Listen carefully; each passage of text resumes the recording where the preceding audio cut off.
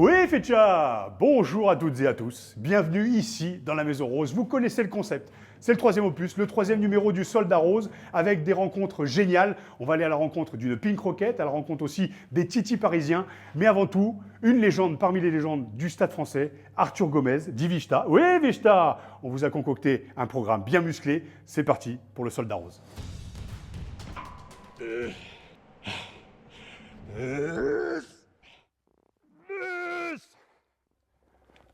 Pique, cœur, carreau, un trèfle, tapis, un rose. Oui, mais là, tu as vu? Le muscle se souvient? Alors si toi, justement, tu ne te souviens plus de ce qui s'est passé pour ton club, le Stade français, petite piqûre de rappel, c'est le JT du Stade. Oui, mais là.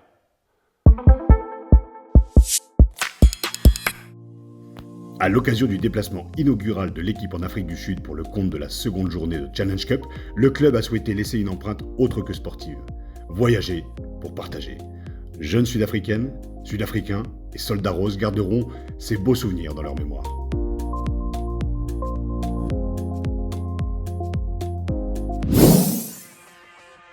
Freshmile, partenaire principal, reconduit et renforce son engagement pour 2022-2023. Désormais, les joueurs sont équipés de véhicules 100% électriques et de passes Freshmile et 15 bornes sont installées dans le parking de Jeanbrun. Avec toujours le même objectif, devenir un acteur responsable sur la thématique environnementale.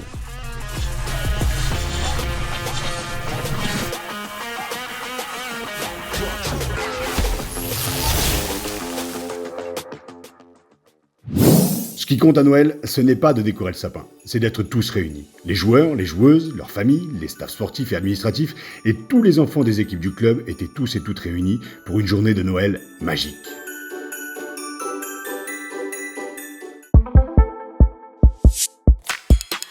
Vous ne le savez peut-être pas, mais ici, au sein du Stade français, dans la Maison Rose, nous avons une championne du monde militaire, mesdames et messieurs, oui. Angéline Viardot, seconde ligne des Pink Rockets, vient de gagner un titre de championne du monde à Auckland, en Nouvelle-Zélande, face aux Black Ferns. Elle va nous raconter son parcours de rugbyman, son parcours de femme, ici, à Paris, dans la Maison Rose. Bienvenue Angéline. Angéline, bonjour. Bienvenue dans la Maison Rose. Welcome, assieds-toi.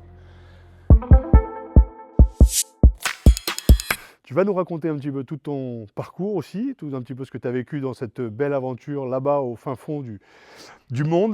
Mais avant tout, j'aimerais qu'on revienne un petit peu sur qui tu es. Donc, nom, prénom, ça je vais le dire, Angéline Viardot, âge, poste et surtout métier. Alors, je suis Angéline Viardot, j'ai 31 ans, je joue deuxième ligne depuis 3 ans et je suis militaire du coup dans la Marine nationale. Je travaille au ministère des Armées et je suis gestion ressources humaines en fait. Super.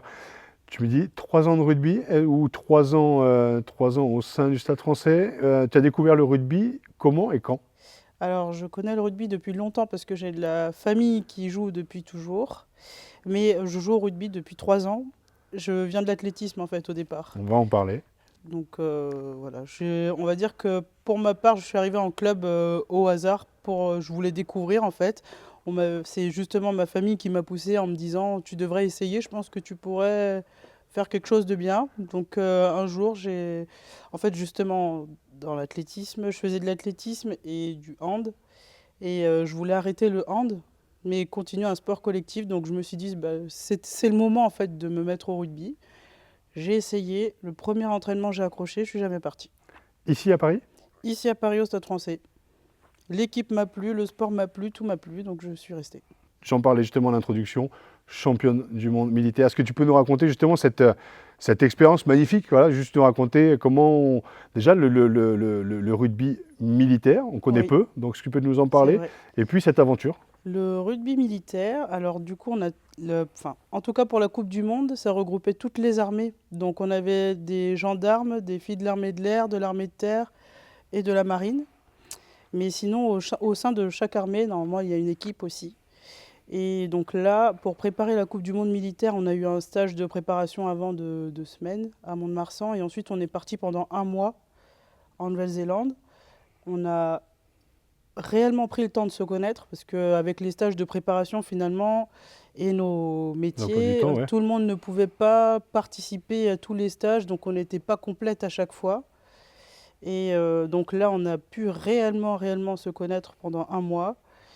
On a découvert ce qu'était que la Nouvelle-Zélande. Ouais. Rien à voir avec la France. Les militaires en Nouvelle-Zélande n'ont aussi rien à voir avec la France. Donc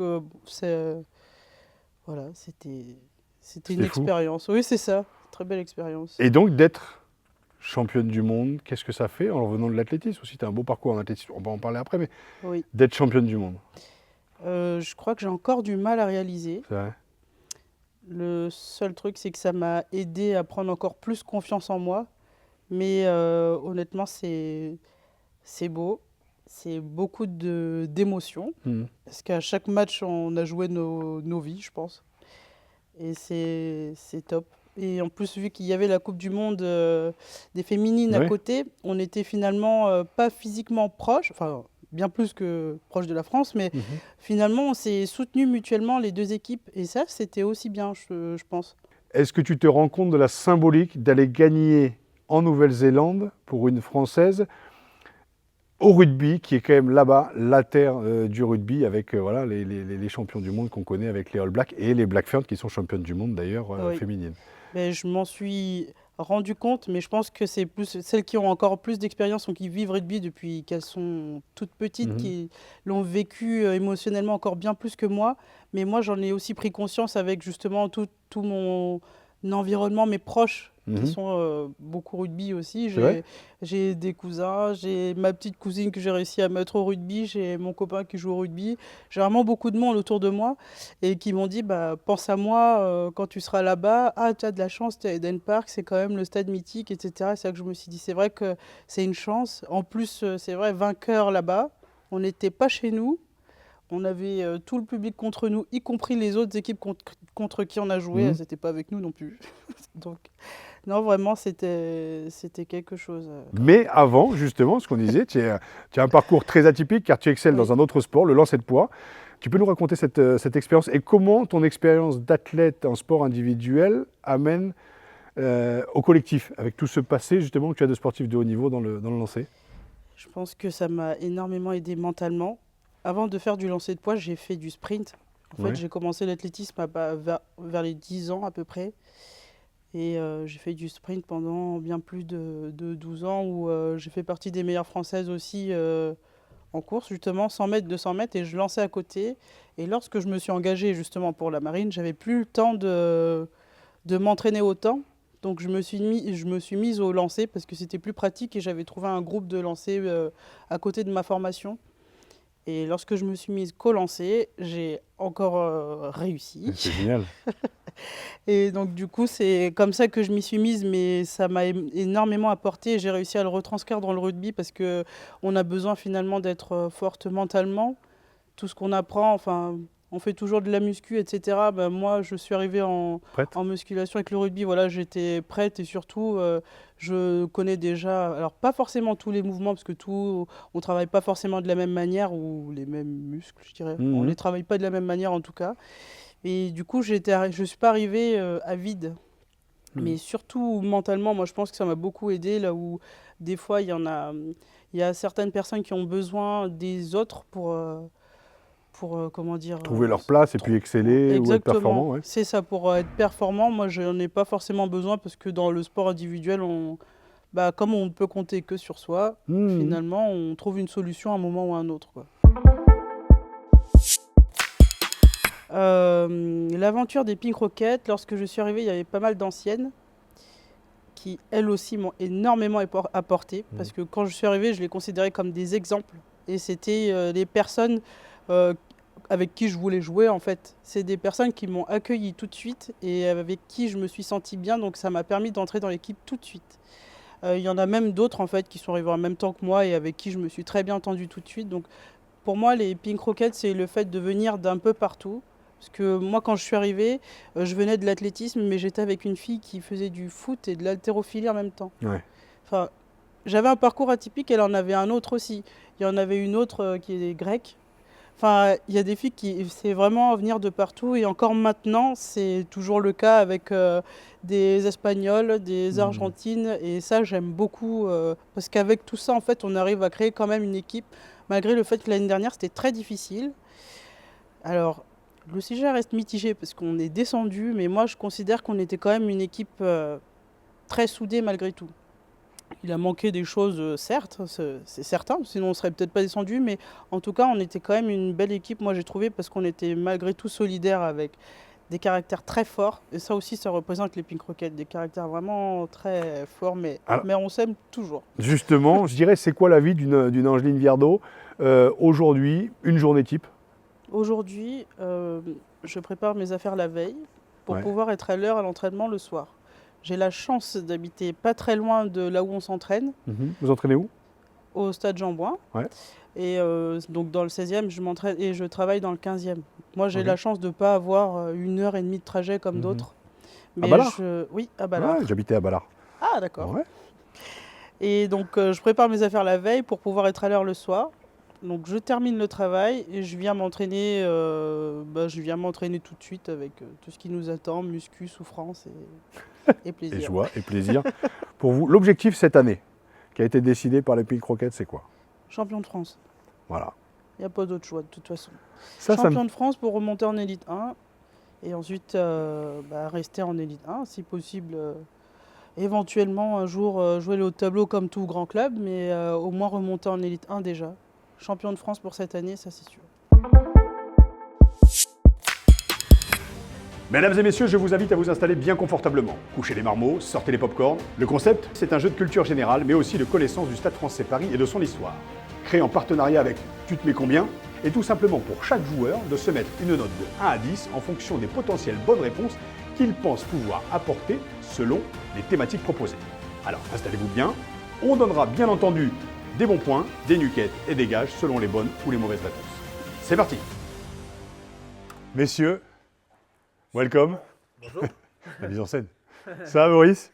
On est bien sûr dans ce jeu que vous connaissez tous maintenant, c'est Tu te mets combien? Le principe, c'est de savoir, je vais vous donner des thématiques et tu vas me dire, toi Boris, je me mets 7 sur 10, toi tu vas me dire, je me mets 6, tu vois.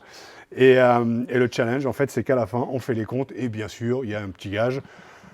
Voilà, donc j'ai envie de dire, on commence soit par l'ancien avec le respect des anciens, donc auquel cas ce serait Boris, ou celui qui commence à me dire, ce sera le mec qui ressemble le plus à Dimitri Sarzeski, entre vous deux. À votre avis.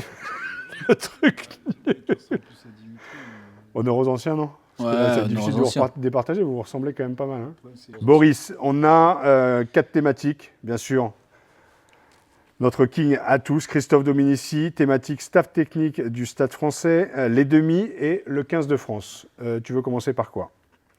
Elles y passent toutes On va faire les 4, de toute façon, quoi qu'il arrive, Okay. mais comme tu as la primauté. 15 de France. 15 de France, très bien. Donc sur le 15 de France, entre 0 et 10, entre 1 et 10, pardon, tu te mets combien? 7. 7, très bien. Terry, tu te mets combien? 6. Ah la vache, le frère sera toujours au-dessus, c'est quoi le... Alors, 6 pour Terry, 7 pour Boris. Eh bien, on va commencer par Boris. En quelle année est né le 15 de France féminin à 5 ans près? Par contre, lui donne pas l'indice que si c'est... Ah non. Je connais très bien Anna Lafilippe. Ok. 1989. À 5 ans près, hein. Eh bien, Boris, ce sera un 0 pointé. Nous sommes en 1982, proposition, donc entre 1977 et 1987, donc à 2 près. Tu me disais 89. Donc on est sur 0. Terry, quel est le seul joueur du Stade Français Paris à participer à la tournée d'été au Japon en 2022? Sekou Makalou. Ah oui, Terry! 6-0, messieurs, ça commence très très bien. Comme Terry a pris l'avantage, je vais lui demander, Terry a choisi entre les demi, le staff technique du Stade Français ou Christophe Dominici? Les demi. Les demi. Les demi, mesdames et messieurs, tu te mets combien? Je me mets... Parce que là, il faut créer le... Il faut faire le trou. Je me mets 8. 8. Et là, il faut que tu reviennes, Boris. Là, c'est là où... 8. également. 8 Ouais. Tu peux pas. Parce que si je te mets 8, ben, je vais te poser la même question. D'accord, ok, d'accord. Bah, 9. Eh oui, 9. À 8, il veut raccrocher. Notre ami Mila, qui a joué successivement au Stade Toulousain, Stade Français, USAP, Stade Français, Racing, puis encore le Stade Français. Jérôme Fiol. Putain, il se donne la réponse juste avant. Eh oui, Mila. Mais oui, bien mais... sûr. Oh là là. Donc, Belette. alors, je vais mettre 8, mais par contre, je te rajoute 4 points, parce que je lui ai donné l'indice, ok? Je te rajoute 4 points. Je fais ce que je veux, c'est mon jeu, je fais ce que je veux. Bien sûr, c'est toi qui fixes les règles, Voilà. c'est évident. Voilà. Et tu m'avais dit, oui, Boris, tu m'avais dit 9. Citer l'un des deux clubs anglais où Augustine Pichotte a joué. Bristol. Oui. Et l'autre, c'était le Richmond FC. Il a joué à Bristol et il a 9. Ouais, mais c'était 1 sur les 2. Ah oui, un sur les deux. Et la rapidité en plus. Ah, c'est pas mal. Hein. Alors, on fait un petit point quand même. 8 plus 6, 14. 9 plus 4. 13, Boris est derrière avec 13 points. Terry, 14. Mais vu que tu as le micro, Boris, le choix Allez. entre Christophe Dominici et le staff technique du Stade français. On finit par les meilleurs, donc on finira par Domi, donc au staff. Très bien. Et bien, quand tu as le micro, tu te mets combien? De Stade français actuel ou de tous les temps? On est... Bah, forever. Forever, ouais. 8. Oh la vache. Hey, sacré challenge. Alors, il a un point de retard, hein, Boris Terry. Donc,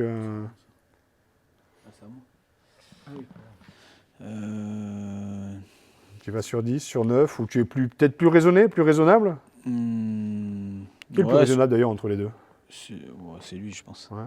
Alors vas-y, Je fais continue. 7. 7, ok, 7. Formidable, magnifique. Donc, Boris, tu m'as dit 8, C'est moi hein? qui vais commencer, ok. Tu m'as dit 8, hein? Exactement. Absolument. Au 19 juin 2022, quel est le nom de l'entraîneur adjoint du Stade français Paris? Alors, il y a eu une...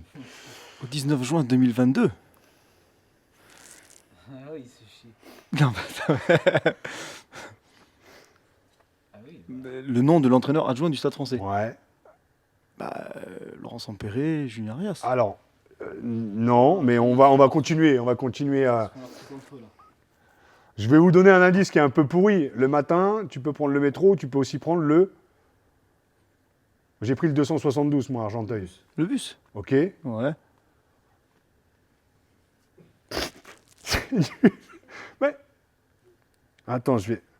juin. ah ben à la boxe, tu fais quoi? Quand tu files une énorme mandale. Ah, tu gagnes par KO. Voilà, donc ça c'est le début, Ouais. KO. Le truc que tu prends le matin. Cobus pot de guitare. Ouais. Ah Je suis oui, allé. Cobus pot de Oh, guitare, mon j'y ami, suis allé, mon hein. ami. J'y suis allé. Mon ami. Mais non, mais le problème c'est qu'adjoint, il y avait beaucoup d'adjoints. Il y avait beaucoup Il y d'adjoints. avait Cobus pot de guitare. Mon ami que Qu'est-ce qu'on fait? je salue au Je passage. demande au patron, Jérôme Papin. Moins 3 Mais- Moins 3 Laurent, Sur 8 Fallait dire 8 moins 3, je lui mets 5. mais j'ai On a donné, qu'à faire nos règles. j'ai donné les Tu adjoints. l'avais. J'ai donné les adjoints. J'ai donné 100 points. Alors, Non, mais je ne bataille pas contre les arbitres, moi. Bravo. de l'entraîneur adjoint du Stade français. Bon. Je pense que ouais, la question est un peu délicate. Moins 5, plus 8, moins 3, 2, plus 4 que je retiens 12. On lui met 3 points. Allez, 3 points pour Boris. Bravo, bravo. Terry, tu m'avais dit 7 si je ne m'amuse. Oui. Bernard Laporte a été l'entraîneur du Stade français Paris. Durant combien de saisons à un prêt? Ouais. Bernard Laporte, j'ai envie de te dire à un prêt. Ah ouais, à un prêt. Je vais dire 5. À un prêt. 5 moins 1, 4. Il a été entraîneur 4 saisons, de 95 à 99. Proposition entre 3 bon. et 5 saisons acceptées. Plus 7. Plus 7. Attends, pourquoi j'ai... bon là, vous savez quoi les frangins? Ce qu'on va faire sur la dernière, Domi, légende, vous le savez, tu l'as dit, on garde le meilleur pour la fin, Boris. J'ai bien aimé ça. Rapproche un peu le micro. Oui, Thomas. Ah, il y a celle-là aussi. Hein. Ouais, Mina, oui, Thomas, oui, Mina. Donc Christophe Dominici, je vous propose, hein, on est dans le jeu, c'est quitte au double, quitte au double, c'est-à-dire que là, on barre complètement, on s'en fout des résultats. Par contre là, Au panache, ça j'ai au panache, Boris, c'est Terry qui gagnait, donc on va le laisser choisir. Bien sûr, bien sûr. Ben, du coup, je mets 10. Ouais. C'est beau. Je mets 10. Et tu sais quoi, la 9, on va la mettre à 10. Si vous faites égalité, de toute façon, le gage, ce sera pour vous deux. Ok, on fait ça 10-10, ok. Allez, La 9, je la vas-y, transforme en vas-y, 10. vas-y. Ok, allez. Indiquez le titre de son autobiographie, publiée 1 an avant sa disparition et écrite en collaboration avec le journaliste Dominique Bonneau. Ah, attends, moi, parce que là, j'ai peur de me tromper, là. Le bleu à l'âme. Très très bien, je regarde même pas, je l'ai exactement aux éditions du Cherche Midi, je vous le conseille. Ouais. Bravo. Et Boris, roulement de tambour. Contre quel footballeur champion du monde a-t-il joué dans le cadre d'un quart de finale de la Coupe Gambardella dans les années 80 elle est horrible. Vers Elle est Toulon horrible. là-bas, J'allais dire à j'imagine. un an près, mais là ça n'a pas de sens de dire ça. Non, mais je me demande si c'est pas le plus grand des grands.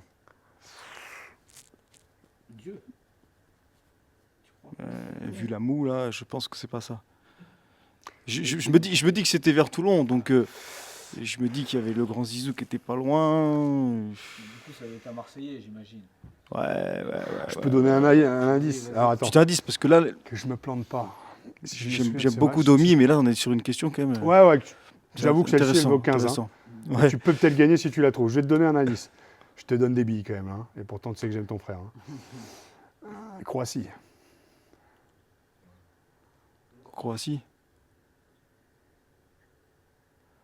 Croatie.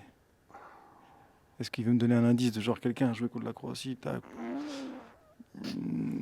Laurent Blanc. Allez. Ah bah attends, je t'ai dit Croatie, mais est-ce que c'était pas la Serbie? Tu vois. Attends, c'est ça le problème. C'était la Serbie. Au parc, là-bas. Non, là on parle pas des années 80, là je vous parlais de 98, mais je pouvais pas dire 98 en plus. Parce que moi je me suis dit Croatie, tu me parles de Laurent Blanc qui a fait le geste malheureux. Tu rames. Ah, tu me parlais du doublé de Thuram, bravo. Ouais. Ok. Ouais, j'ai tenté, mais donc Boris, on part du principe que... J'allais dire Zizou, moi, je sais pas pourquoi j'allais dire. C'est pour ça que je parlais du grand des grands Zizou. que Zizou, c'est Zizou et que Ça, la base. Ouais, probablement. Voilà, tout simplement. Eh bien, messieurs, dames, nous avons un vainqueur et un vaincu. Terry Bourawa, vainqueur justement de ce match Merci. de la fraternité des frangins. Donc, messieurs, résultat, je ne vous en propose pas une, je ne vous en propose pas deux, je vous en propose trois, un petit medley. Et bien sûr, on pourrait choisir entre la cuillère à soupe et la cuillère. On va prendre la cuillère à soupe, bien entendu. Ça me paraît évident. Et donc, De par mes origines, pas tu peur connais du tout. pas? Alors, Pas du tout. on est sur du voyage. Là, on est en Asie, on est du Hot Chili, on est en Asie. Là, je pense que celle-ci, là, on est sur de l'Amérique du Sud. Hein. Il n'y a même pas la Vous petite connaissez. sauce algérienne qui va bien. Quoi. Non. C'est pas grave. Allez, adaptation. Tu aurais pu nous faire. Ouais, je sais pas. Un mix, hein? Ouais, Alors, je te propose de tenir la cuillère comme ça on n'en renverse pas. Très bien. Puis vous pouvez vous rapprocher. Venez avec serrer nous. les dents, Venez, ouais. bien sûr. Regardez, tu me dis stop. Hein. C'est là où il faut rester froid. Hop là, surtout bah pas oui, on a montrer une sa... place pour les autres. surtout pas montrer sa peur, rien. Non, rien, ça a l'air Sérénité. de bien le vivre. Hein. Oh la vache, elle est épaisse, hein. Elle est épaisse. Ouais, ça va. Ouais. Attention Elle est quand même tombée au toute seule. respect. Ah, ça, Voilà, Maïté, alors. Ça ressemble à une émission de Canal Plus avec. Mais oui, Jusqu'à demain Mais matin, oui. je peux plus je parler. les avais jamais vus Elle et est très. elle est très très bonne justement cette Voilà. émission. Pop, pop. Oula. Hop. Parce que là. Oui, Thomas. Alors, Du coup, je suis obligé de redonner alors le du micro, coup, je tu peux pense, laisser pour le boire cette cuillère. micro. Est-ce qu'on a des serviettes Oui, l'occasion de prendre une Normalement, bonne il va douche l'avaler. après. Ah oui, non, mais là c'est parti. Alors, on la garde un peu. Hein. Combien de secondes 5, 10 secondes 10 secondes de gargarisation. D'accord. On peut. On peut poser des règles. On va pour 5. 5 5 secondes. Il est gentil, hein, alors on sent le petit frère. Hein. Protecteur. Bon, bah, soit Aussi. t'es. 5 secondes, qui c'est qui compte? Moi, je vais compter. Ouais, il y a un arbitre. T'inquiète pas que... Oui, Thomas. 1, 2, 3, Non, mais je pense que c'est quand ça passe là. Bon. 4. Ah, tu crois? Dans la bouche, quand même, quand ça reste, tu vois, si t'as une petite taffe, ou un petit 4, pardon, 4. Si t'as juste une petite taffe, tu Non, mais quelque chose, ça va se fouler. il a les dents 4,5, nickel. 4,5. Hein? Il a les dents nickel, c'est. 4, 3 quarts. Ouais. Et tu peux avaler. Messieurs, j'étais ravi de ce moment. Alors, on va quand même prendre... Oui, Thomas, on va prendre... Ça va, hein? En fait, ça va? Body langage, je le dis souvent. Ouais, là, t'es avec ton frangin. Là, on est dans la famille, quoi. Ça va? Franchement, tu te vis bien? Sous la casquette, ça commence. Ça couine? Il y en a, ça a coulé. Ouais. C'est pire que l'Algérienne, ça. Et ouais, alors surtout pas prendre d'eau, tu peux essayer du lait. Mie de pain. Bah, mie de pain, mais sauf que le pain qu'on avait était là périmé depuis 3 semaines. Éponge, voilà. Éponge. Alors, tu sais quoi, on peut aller même plus loin, vu que tu as les dents nickel. Voilà, c'est cadeau.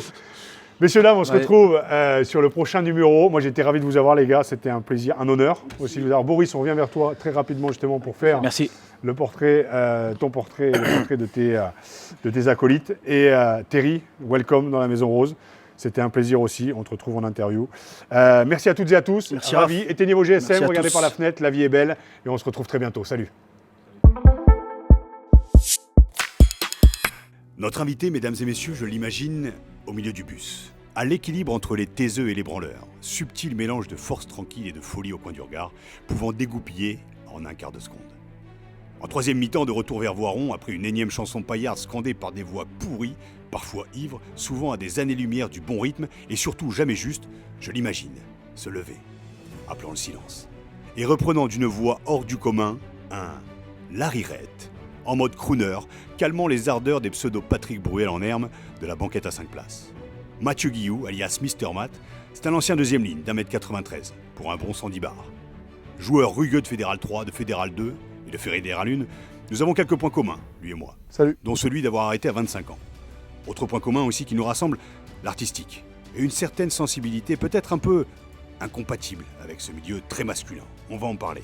Je suis ravi de recevoir dans la Maison Rose Mr. Matt, chanteur crooner deuxième bar Bonnard, qui a accepté en un quart de seconde mon invitation. Salut Mathieu, et merci d'être là. Bienvenue. Alors, Ouais. c'est exactement l'entrée que je n'avais pas du tout imaginée, mais je trouve ça absolument génial. Merci de m'accueillir. Ravi. Ça, Cool. ça me parle. Deux, trois petits trucs, mais. Vas-y, dis-moi. Non, mais justement, on est Non, là c'est pour, vrai, j'ai, recadrer. paradoxalement, alors là, j'ai toujours chanté, mais je chantais pas au rugby. Ouais. Ouais, j'étais pas à chanter dans le bus et tout. T'étais au début du bus. Tu vois, moi j'aime bien le dire d'introverti début du bus, qui les mecs qui foutent la tête là où on foutrait pas les mains et au fond les petits cons. J'étais plutôt devant, moi, ouais. Ouais. Ouais, devant, Ouais. Ouais, les taiseux, Ouais, mais c'est ça. les plus performants, on va dire, en tout Je cas sais les pas plus. si c'est les plus performants, mais j'aimais bien le travail un peu de l'ombre, quoi. Ouais. Ouais, c'était mon Donc le côté taiseux. Donc en fait Ouais. tu t'es rattrapé après. Donc après avoir. Ouais, mais en tout cas, la chanson, elle n'était pas vraiment là. Je fermais ma gueule, ouais. D'accord. Alors avant de rentrer dans le vif du sujet, moi la question que je me pose, alors on est ici, donc je me suis dit la maison du Stade Français, je pense que tu en as entendu parler au début Bien des sûr. années 2000. Il y a Ouais. encore 5 minutes en off, tu nous racontais que tu avais bu des coups avec Thomas Lombard, notre Ouais, DG. ouais. Donc moi l'idée c'est quelle image en fait tu te fais du Stade Français de l'époque et le Stade Français aussi d'aujourd'hui, parce que tu aimes le rugby comme tu me le dis. Ça fait partie, pour moi, ça fait partie des murs et des grands clubs français, quoi. Voilà. C'est vrai que moi, d'où je viens, là-bas, dans les Alpes, dans le Sud-Est, alors souvent, les gens ont un peu cette image, ouais, club de la capitale, club de la capitale. Tu sais, il y avait un truc comme quoi le rugby, ça ne devait pas dépasser Ouais, la Loire, ouais. la Loire, Encore, quoi, voilà. Et en fait, je pense que c'est des trucs qui sont sortis maintenant, qui existent de moins en moins, quoi. Mhm. Et non, ça fait partie des murs, quoi. Et Ouais. je trouve que c'est un peu, c'est souvent très élégant. Moi, je mets ce mot-là avec le Stade Français. Je trouve qu'il y a une certaine élégance. C'est peut-être Ouais, le écoute, rose et le bleu qui font ça, je T'aimes sais bien. pas. Ouais, c'est Mais je trouve qu'il y a un truc élégant. Voilà. Donc, qu'est-ce que c'est en grattant un ballon que tu te pètes le doigt et Marc Session? Tu peux nous raconter Ah non, comme j'ai vu ça dans bah, l'équipe en fait, justement. Ben, Marc Sessillon, c'est à l'époque, c'est Fédéral 1 ou 2, je crois, contre Borpère. Ouais, Il termine mais il arrête là-bas, là-bas. Et première touche du match, il jouait deuxième barre. Ouais. Et première touche pour Borpère, je saute devant lui, je lui prends la balle, quoi. Bam. Et je sais pas, je l'entends pester. Et puis une action, on se finit sur une autre action à l'autre côté du terrain, je me souviens, sous les tribunes là-bas. Et justement, je vais pourrir un ballon. Je sais qu'il il était de dos, il avait la main, je vais mettre la main dessus, je commence à arracher le ballon. Putain, il m'a pris le doigt, pah! Il m'a dit, t'arrêtes de faire ça, quoi. Et 25 piges, lui 38. voilà, ouais, peut-être même plus que ça, non, je sais pas. Ouais. Et donc, ouais, il m'a arraché le doigt. Voilà, quoi. Je ne suis pas sûr qu'ils s'en souviennent. Mais... Et c'est le doigt qui t'aide à. Ah, c'est le doigt, Ouais, ouais. j'ai besoin pour jouer de la guitare, ouais. Donc Ouais. là, t'arrêtes. Bah, j'arrête pas tout de suite. Après, j'ai arrêté pour plein d'autres choses. Parce qu'à ce moment-là de ma vie, je suis à un moment où je me pose plein de questions dans ma vie et que je suis un peu dans une espèce de début de dépression. Ah ouais. Jeune bien papa et. Jeune papa, ouais, où ça brasse plein de choses, de ma vie. et grâce à mon fils, justement, je me pose toutes les bonnes questions pour essayer de devenir moi-même, quoi. Comment on arrive à équilibrer ça? Est-ce que l'artistique aide aussi à se connaître, à assumer sa sensibilité? Ouais. Moi, forcément, ça aide à aller chercher ce que tu es. Moi, je crois qu'en écrivant des chansons, et en écrivant des textes et des chansons, j'essaye de me construire un petit monde qui me rend la réalité beaucoup plus facile à accepter des fois, parce que justement, l'extrême sensibilité fait que les choses peuvent être vachement agressantes ou brutales.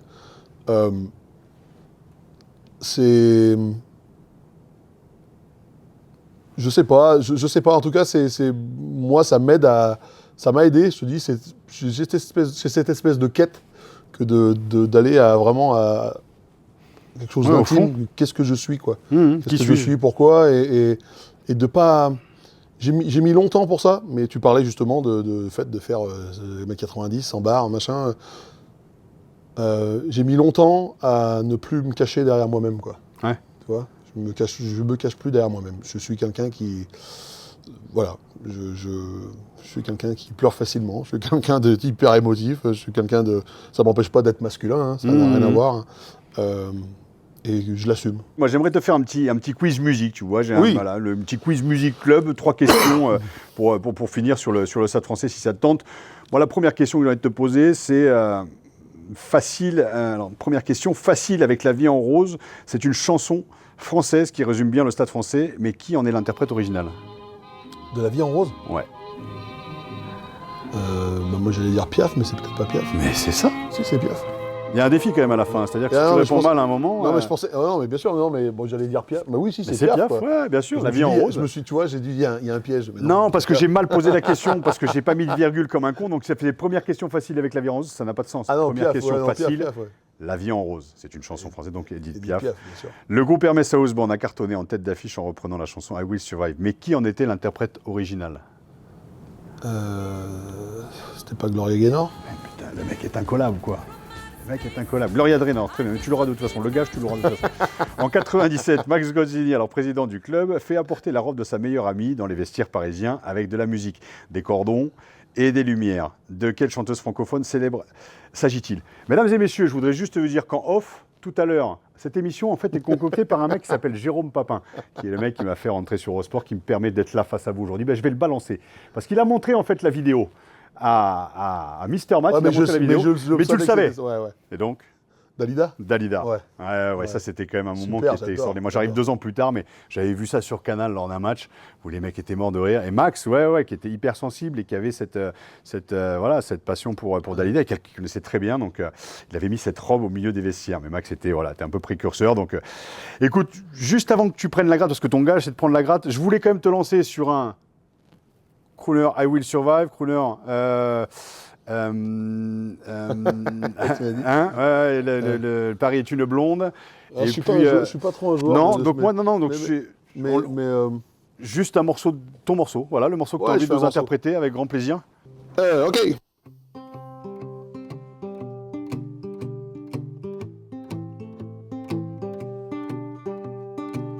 Des visages, des poèmes, des clivages, des gestes pour dire qu'ils s'aiment, des lueurs, des contours, des malheurs, puis quelques mots d'amour, des sourires, des peintures, des plaisirs, des caresses pour être sûr, des regards, des bassesses, des écarts, puis quelques instants de détresse.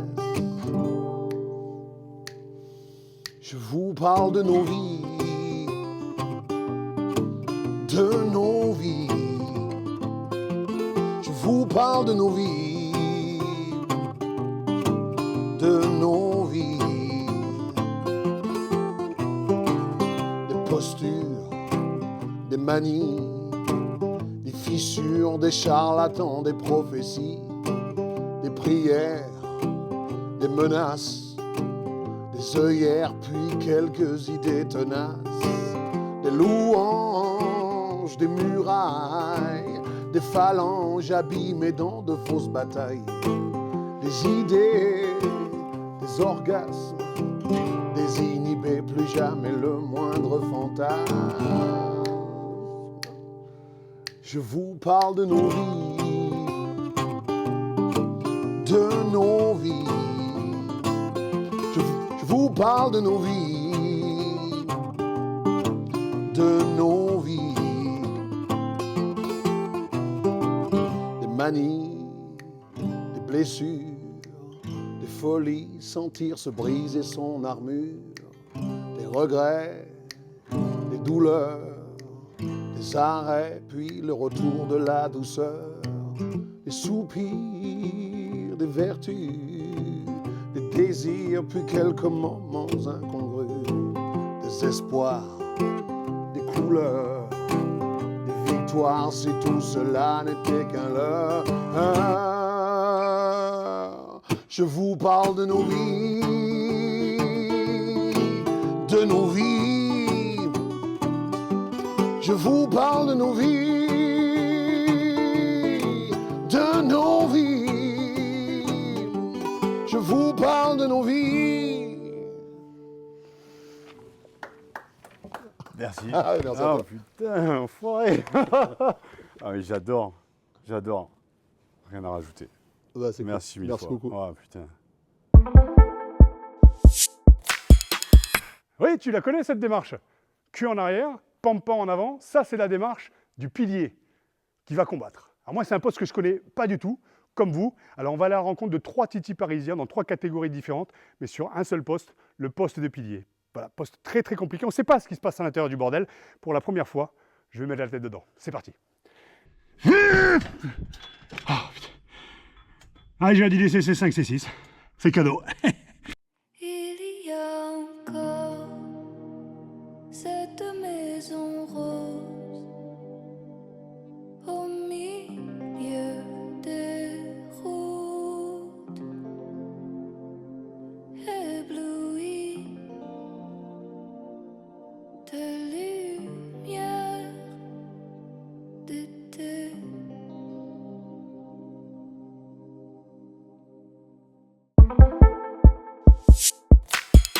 Moi, je m'appelle Mathieu.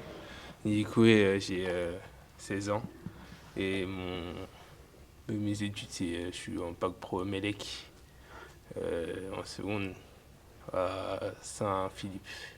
Ok, super. Arthur? Bonjour, moi c'est Arthur Pinet-Ferreira. Je suis en seconde générale à Passe-Saint-Honoré. Je suis pilier droit au Stade Français et j'ai 15 ans. Et tu es originaire du 13e arrondissement, mais tu as 2 origines complètement différentes et qui sont, je trouve, géniales. Canadienne et... Brésilienne. C'est pas beau ça? C'est pas beau ça, la diversité. Et Arthur, le plus jeune de l'équipe, pilier aussi. Ouais, bonjour, je m'appelle Arthur Lagarrigue, j'ai 14 ans, je suis en 3e au lycée Carnot dans le 17e arrondissement. Voilà.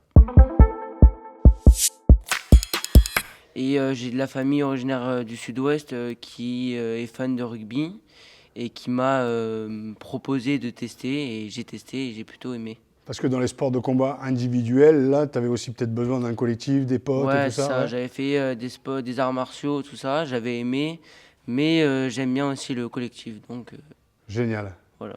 Mathieu, toi, pourquoi avoir choisi le rugby? Mets un peu le micro un peu plus près. Parce que c'est ma mère qui voulait que je fasse du sport. Ouais. Et Pour te canaliser un peu. Ouais. Et du coup, j'ai commencé par la natation. Ouais. Et j'ai pas trop aimé ces Ah, sports. mais ça, c'est les gabarits. Hein. Je veux dire, quand tu commences à faire 70-80 kilos, c'est Ouais. compliqué, non? Ouais. Hein? Et du coup, ma mère, elle a trouvé le rugby. Et ça m'a intéressé. Du coup, j'ai continué. Ton premier club, c'est Sani. Saint-Denis? Ouais. Ouais. Et maintenant, ça fait peut-être 11 ou 12 ans que je fais du rugby. Génial. Saint-Denis, dédicace, messieurs, dames, à Mickaël Balat, voilà, champion de France Réchelle, qui a joué en équipe première au début de ce siècle. Arthur, toi, de ton côté, tes débuts? Moi j'ai commencé l'année dernière, début de l'année dernière j'ai commencé le rugby au Massif Central. Et, En Massif Central, mesdames et messieurs, pour en avoir parlé avec Arthur, c'est pas le Massif Central centre de la France, c'est un club dans le 13e. Dans le 13e arrondissement. Ouais. Et moi à la base je fais du foot comme sport, et j'étais pas mauvais, hein, mais ça me convenait pas, c'était pas dans mes éléments. Et un jour ma tata elle vient me chercher et on reste à la maison, elle regarde un match de rugby. Elle me dit il faudrait que tu essayes un jour. Du coup, j'ai fait un stage d'été au Massif et ça m'a direct plu. Et je me sentais dans mon élément et j'en ai fait. Et pour la petite anecdote, ma mère, elle m'a direct soutenu parce que quand je suis né, le docteur il a dit vous allez avoir un futur rugbyman dans les bras. Et voilà. La vache, donc c'est dès la naissance, quoi. Soit c'est dans l'ADN, c'est dans le sang, c'est Ouais, le bûcheron canadien avec voilà, le exactement. mental du Brésilien. Voilà. Génial. Et ça m'a direct plu, puis j'ai foncé dans le rugby et j'ai fait que ça. Pour toi, Arthur, pourquoi le poste de pilier? Oh bah écoutez, moi le poste de pilier c'est par déjà le physique. Ouais. Il faut un certain physique pour être pilier. Mais non, c'est surtout être un pilier, c'est dans le mot, hein, c'est être le pilier de l'équipe. C'est être à la fois le plus fort et celui qui porte l'équipe sous lui en fait. C'est un travail de l'ombre aussi. Ouais, voilà, c'est faire les efforts là où les gens ils pensent qu'il n'y en a pas tant que ça. Et voilà, c'est ça pour moi être pilier. Mathieu, pour toi, le poste de pilier? Bah, je pense que Arthur il a tout dit et c'est un poste très compliqué qui demande beaucoup de physique, d'endurance, etc.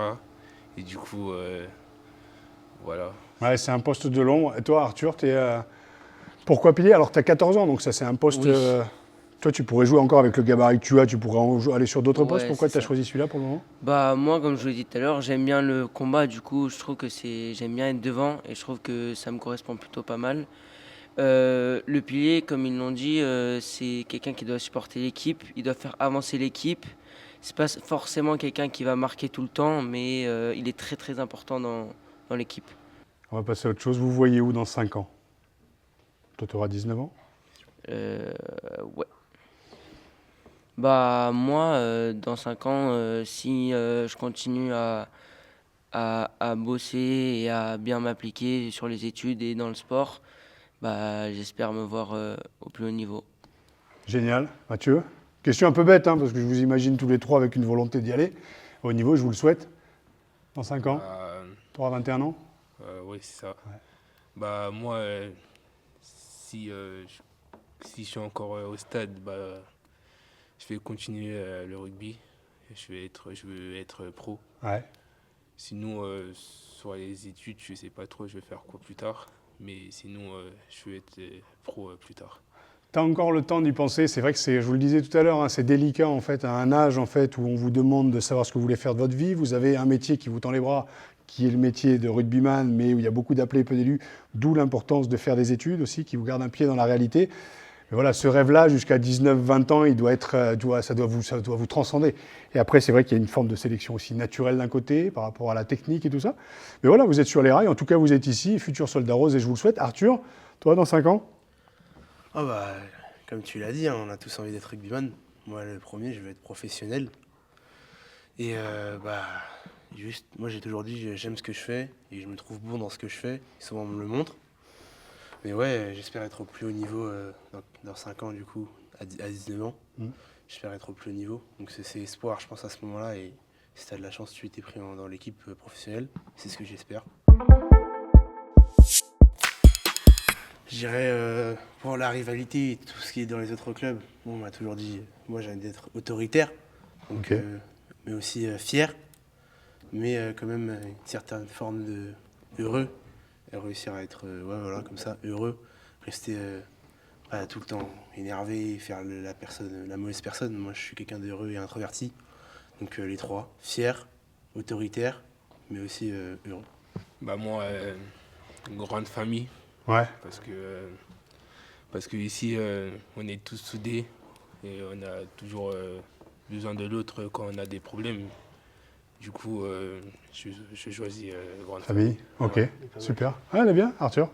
Moi aussi, je voulais dire famille, mais je vais dire aussi passion et amusement, parce que le rugby, c'est aussi avant tout un endroit où tout le monde se réunit pour se faire plaisir, pour oublier ses problèmes, même si on n'en a pas à notre âge. C'est un endroit où on compte s'amuser à la base. Donc voilà, je dirais ces 3 mots-là. Messieurs, merci beaucoup. Avant de conclure, j'aimerais savoir ce qui se cache derrière cette petite liquette. Arthur, derrière ton jogging, parce que je sais que la tenue au Stade Français, elle est de rigueur. C'est aussi de montrer, aussi une marque de respect par rapport à l'institution Stade Français. Est-ce que tu peux justement dézipper, s'il te plaît? J'ai pas tout l'attirail, Mais tiens là, voilà. j'ai la cravate du Stade Français le plus important. Ouais.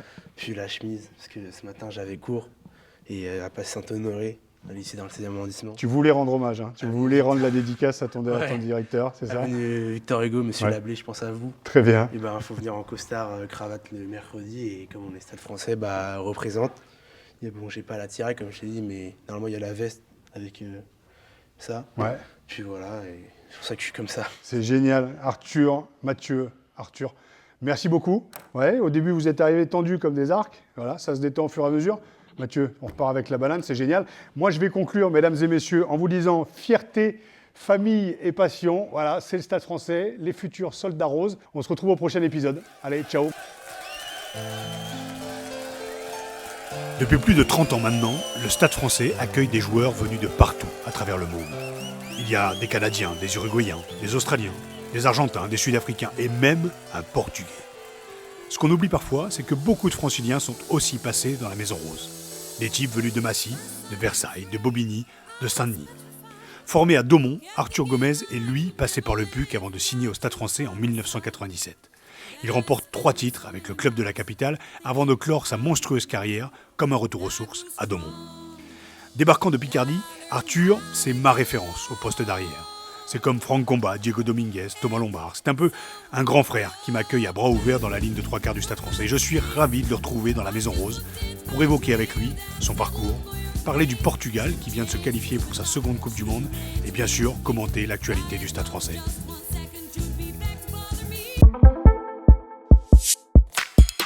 On va tout de suite rentrer dans le vif du sujet. Âge, poids, palmarès.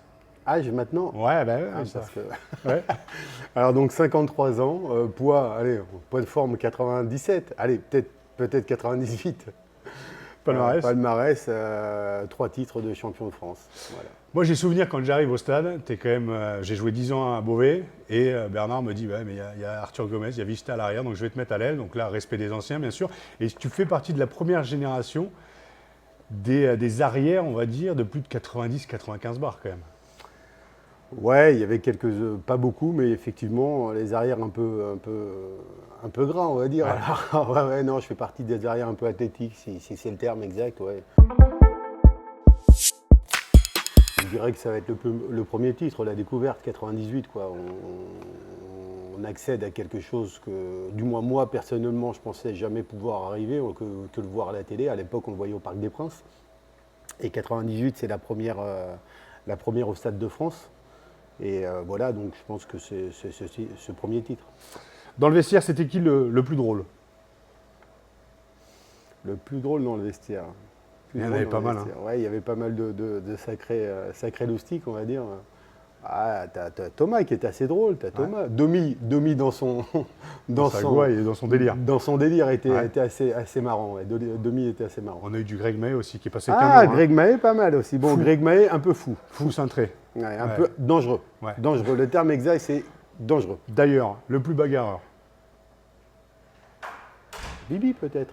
Ouais. Un peu bon, on va rester poli, casse-bonbon, à tirer. Ouais, Bibi, je pense que Bibi est pas mal. Le plus doué. Ça va être facile, ça, on va dire. On va pas prendre de risque, Domi. Peut-être le plus doué, pas trop de travail. Ça l'énervait un peu. Un peu dommage d'ailleurs, parce que je pense que. Mais je pense que c'est lui. Diego aussi. Diego, beaucoup travailleur. Ouais. Diego, plutôt travailleur. Ouais. Ton capitaine emblématique. Parce que tu as connu Christophe Juillet et Bibi Oradou hein, pour les deux. J'ai Moscato aussi. Moscato Encore aussi. l'autre siècle Ouais. avant. Exactement. Moscato, la première Au année. XVIIIe siècle. Qu'on va inviter bientôt. Moscato. Emblématique. Bibi, on l'a eu quand même pas mal de temps. Hein. Et le plus fou. Plus fou. Diego quand même. Parce que dans son délire peut-être, dans sa matrice. paranoïa. Ouais. Mais Pujon, sur le terrain, il était un peu fêlé aussi. Hein. Il était capable de te filer un ramponnant à n'importe qui. Macho contre Swansea. Et Où il même à ses coéquipiers. à ses coéquipiers. Un joueur actuel de l'effectif 2022-2023 du Stade Français que tu apprécies et pourquoi? C'est une bonne question. Moi, j'aime bien j'aime bien James Hall. Ouais. J'aime bien, je sais pas, je le trouve sur le terrain, je trouve qu'il dégage quelque chose d'intéressant. Et chaque fois qu'il rentre, etc., même sur l'année dernière, et même quand il joue, je le trouve assez, on va dire, maison rose, quoi, tu vois, se donner vraiment pour le stade. Ton 15 de légende du Stade français. Alors, on va partir Oh. du 1 15. Ah ouais, mais Oh. il faut sortir les méninges un peu là. Ah, j'aurais dû réviser. Pilar, quoi. pilier gauche.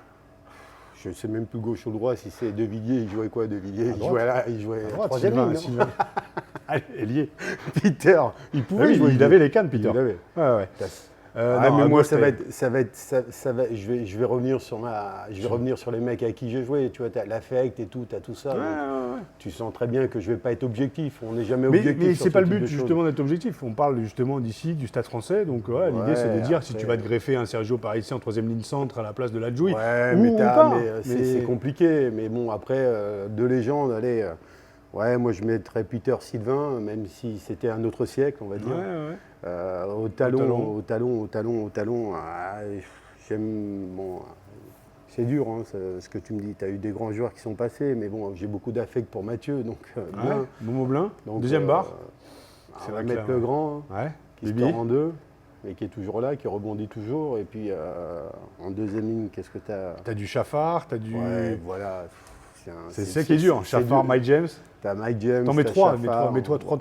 Ouais, mais là, je trois peux en deuxième mettre lignes. 10 partout, sur toutes les lignes. Donc, c'est compliqué. Ouais, mais après, tu as les mecs d'aujourd'hui qui sont aussi bons, si ce n'est meilleur. C'était un autre rugby, mais bon, après, c'est toujours très affectif, ce type de choses. Troisième ligne. Troisième ligne, tu as Chris Money d'un côté, tu peux mettre Marc Lièvremont, tu peux mettre Burban, j'aime bien Burban aussi, putain, t'en as plein à mettre. Troisième ligne centre, c'est pareil, comme tu dis, ça peut être Sergio, ça peut être Lagueuil, ça peut être Pierrot. Pierrot, oui, bien Troisième, sûr, il y a ouais. Pierrot aussi, tu vois, j'en Non, mais oublie. oui, oui. j'en Alors, ai oublié. alors passons très bien. Demi de mêlée. Demi de mêlée. Demi de mêlée. Demi de mêlée. Non, Attention. pas de Attention. conneries. Hein Pas de conneries. Ficha, demi de mêlée. Belette. Ouais, t'as Jérôme Fiol, t'as Lossuc aussi qui a commencé. putain, Kiki. T'as Kiki. Après, à l'ouverture, on est obligé de mettre. Diego. Il y en a 5, 3 pointes. T'as Au Diego. centre. Brian. Ouais, De t'as Bunder, Brian, t'as Steve Stevla, Gla, t'as Hernandez, Franck, t'as qui pouvait Franck jouer Combat, partout. Francky, le t'as- King, le ouais, deuxième t'as- King. T'as Hernandez, ouais, Hernandez, il aurait pu jouer partout derrière. Il peut presque même jouer demi de mêlée. Donc, tu vois, t'as tout ça. À l'aile. À l'aile, je vais te mettre à toi. Même si de temps en temps, tu déconnais. Hein. Tu faisais quelques soirées un peu longues. Mais ouais, mais c'était plus titulaire en troisième mi-temps que sur les deux premières. à la fin. Non, sans déconner. Mais t'en as plein. T'as Domi, forcément. Domi, ouais. Domi, Thomas. forcément. T'as Thomas, t'en as plein. Et Arthur, tu te positionnes, toi. à Moi, l'arrière. je me positionne Tu pas peux, à l'arrière. tu Non, peux. Moi, je mets- moi, je le mets- fais. Tu vois, il y a Moi, je te Nani, positionne. Nani très bien à Nani l'arrière. Corletto. Nani Nani, Corletto. la base. T'as- Ah, vous êtes quand même les deux qui ont marqué, le poste derrière au Non, Stade français. non. Je te parle de la dernière génération, de ta génération, de la mienne, avant de parler de Kylian Amdaoui. Mais Juan aussi était très bon aussi à l'arrière. Juan pouvait jouer partout. Donc Ouais, tu peux le mettre à où tu choisir veux. quand même Arthur Gomez, Nani Corletto, je pense que c'est vous qui avez marqué, je dirais, les 15 dernières années du Stade avant Nous, on que a eu- la nouvelle génération arrive. Moi, tu sais quoi, moi au Stade français, j'ai eu de la chance de jouer parmi, comme toi, on a joué Bah oui. parmi des mecs exceptionnels, donc c'était beaucoup plus facile pour nous. Donc voilà, moi j'ai la chance d'avoir une période au Stade où j'ai eu beaucoup de chance et je suis tombé dans des équipes exceptionnelles, donc c'est beaucoup plus facile pour tout le monde. Je vais dire que c'est en 2001 en face qu'on a perdu la finale. Franchement, celle-là. En fait, quand tu parles rugby, que tu parles machin, moi en tout cas, c'est souvent une petite alerte qui me revient et ça me revient, ça, tu vois. Cette finale 2001, putain, on passe à côté de Coupe d'Europe, on n'a jamais eu l'occasion de pouvoir d'être aussi près que ce titre, quoi. Ouais, je me souviens, c'était contre Leicester, 34-31. Et c'est vrai qu'il y a eu deux finales justement du Stade et on n'a pas réussi à aller chercher ce Saint Graal. Une anecdote sur tes années à Paris. Je rigole parce que je sais pas si tu étais dans le bus où Domi a fait arrêter le bus parce qu'il était en retard à Porte de Champéret. Tu te rappelles pas de ça? Non. Qu'il avait suivi le bus avec sa Smart. Non. On partait en Ça revient sur Domi. Ouais, mais bon. Il y a beaucoup de choses qui reviennent sur Ouais, la beaucoup, ouais. Ça c'est marrant. Tu te souviens pas, on avait rendez-vous avec... On partait pas en Angleterre? Non, on partait jouer le quart de finale à Lille. Non, À la Lille. demi-finale à Villeneuve-d'Ascq, Ah, t'as exactement. raison, Oui, demi-finale. Et donc exactement. on avait rendez-vous à Oui, 10h, oui. un truc comme ça, jamais à l'heure, Domi comme d'hab. Et le bus part et on le voit sur le périph' nous suivre, faire des queues de poisson, des appels de phare. Et, Il pose sa caisse avant Champéret et il monte dans le bus. Champéret monte dans le bus. Et, c'était notre ami australien, comment il s'appelle, l'entraîneur Oui, John Connolly. John Connolly qui avait des yeux comme ça. Il s'est dit, mais je suis dans quel pays là? Celle-là, elle était assez belle. Qu'est-ce qui fait l'ADN du stade encore aujourd'hui? En 3 mots. En trois mots, l'ADN du stade. L'ADN du stade, déjà, je dirais que le stade français, comme tu le dis, on n'est pas connu, donc il faut qu'on se ressente entre nous, il faut qu'on ait des liens forts. Il faut tisser quelque chose qui soit beaucoup plus fort qu'ailleurs pour pouvoir justement émerger et réussir sur ce type de choses. Donc je dirais que tu vois que l'affectif et le lien entre nous soit beaucoup plus béton, quoi. Pour conclure la transmission, ton amour du rugby te vient d'où? Moi, il faut aller chercher loin, je ne Ouais. sais pas en fait. Moi, l'amour du rugby, ça a été bizarre. En fait, c'est parce que j'ai atterri dans un quartier où les gamins jouent au rugby. Voilà. Moi, le rugby, Oui, je ne savais même pas ce que c'était. Ah non, pas du tout. Non, en venant du Portugal, mon père, le rugby, quand je lui ai parlé du rugby la première fois, il m'a regardé avec des grands yeux, il ne savait même pas ce que c'est. Et puis il m'a dit, bon, ça va passer. Et... C'est pas non, passé. non, c'est pas culturel du tout. Je suis à la maison, personne n'était... c'est un hasard. Un Ouais. hasard de vie qui a fait... dans la vie, il y a plein de hasards, et là, ça a été un hasard de vie. Aujourd'hui, c'est compliqué pour eux parce que tu peux en 2-3 mois aller dans un autre club. Le rugby, c'est énormément professionnalisé, c'est complexe, c'est devenu complexe aussi parce que tu te retrouves avec un mec qui peut te prêter du jour au lendemain ou tu peux aller faire... nous, à notre époque, c'était plus facile parce que quand on allait dans un club, on voulait s'imprégner du club et on voulait, on avait envie de tout ça, quoi. On avait envie de défendre les couleurs du club. Aujourd'hui, pour eux, c'est beaucoup plus compliqué, mais il faut vraiment que quand ils arrivent dans un club, ils essayent d'absorber l'ADN du club pour essayer de porter au plus haut possible ces couleurs. Et il faut que le maillot du Stade Français, nous, on a été dépositaire quelques années du maillot, et il y a des gens qui l'ont fait avant nous. Donc il faut se rappeler qu'il y a des mecs qui en ont chié peut-être il y a 20, 30, 40 ans avant nous. Et pour être là, aujourd'hui, ils ont des installations exceptionnelles, c'est beau, mais il y a des gens qui ont cravaché pour ça. Donc il faut que cet ADN et cet amour restent.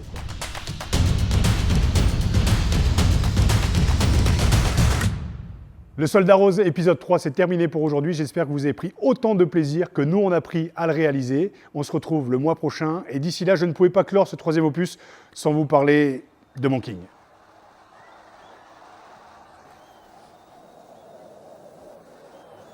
Ça fait 2 ans.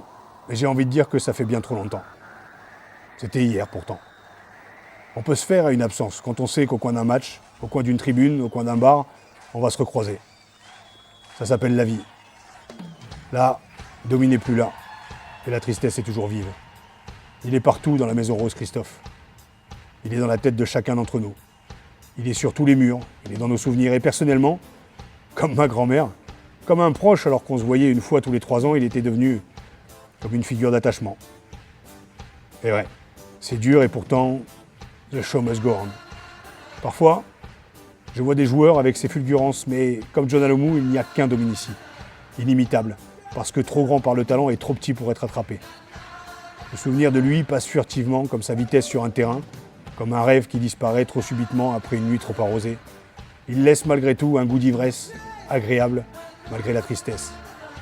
La fulgurance de Domi a laissé une trace indélébile en chacun d'entre nous. Et comme je l'ai déjà dit il y a 2 ans, comme je le dis il y a bien trop longtemps, putain de légende mon King.